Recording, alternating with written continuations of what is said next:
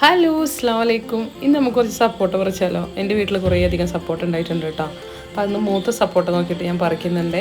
അപ്പോൾ അതിൻ്റെ ആ കറ കളയാൻ വേണ്ടിയിട്ട് നമ്മൾ വെയിറ്റ് ചെയ്യണം. കുറച്ച് നേരം നമ്മൾ ഏകദേശം ഒരു രാവിലെ പൊട്ടിച്ചിട്ട് വൈകുന്നേരം വരെ കറ കളയാൻ വേണ്ടി വെച്ചാൽ മതി കേട്ടോ.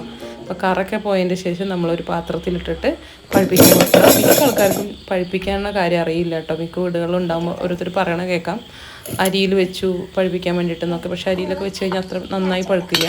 അപ്പോൾ നമ്മളൊരു ചന്ദനത്തിരി കത്തിച്ചിട്ട് വെക്കുക, നല്ല അടപ്പുള്ള പാത്രത്തിൽ വെക്കുക കേട്ടോ. പുകയൊക്കെ പുറത്ത് പോവാതെ നോക്കണം. അത് കഴിഞ്ഞിട്ട് ഒരു 5 ദിവസം കഴിഞ്ഞപ്പോൾ എൻ്റെ സപ്പോട്ട പഴുത്ത് കിട്ടിയിട്ടുണ്ട്. ഇടവിട്ട് ദിവസങ്ങളിൽ വീണ്ടും ചന്ദനത്തിരി കത്തിച്ച് കൊടുക്കണം കേട്ടോ. ചന്ദനത്തിരി പെട്ടെന്ന് കത്തി പോയിട്ടുണ്ടാവുമല്ലോ, കത്തി തീർന്നു പോയിട്ടുണ്ടാവുമല്ലോ.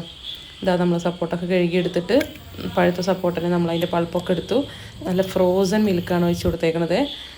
വേണമെന്നുള്ളവർക്ക് പഞ്ചസാരയോ കണ്ടൻസ്ഡ് മിൽക്കൊക്കെ ചേർക്കാം. ഓൾറെഡി നല്ല മധുരമുള്ള സപ്പോർട്ട് ആയതുകൊണ്ട് ഞാൻ ഒന്നും ചേർത്തിട്ടില്ല. ഇപ്പോൾ തന്നെ ആവശ്യത്തിന് മധുരമുണ്ട്. അപ്പോൾ എല്ലാവരും വീട്ടിലുള്ള സപ്പോർട്ടൊക്കെ എടുത്തിട്ട് പഴുപ്പിച്ചിട്ട് ഇങ്ങനെ ഷേക്കൊക്കെ ഉണ്ടാക്കി കുടിച്ചോളൂ കേട്ടോ.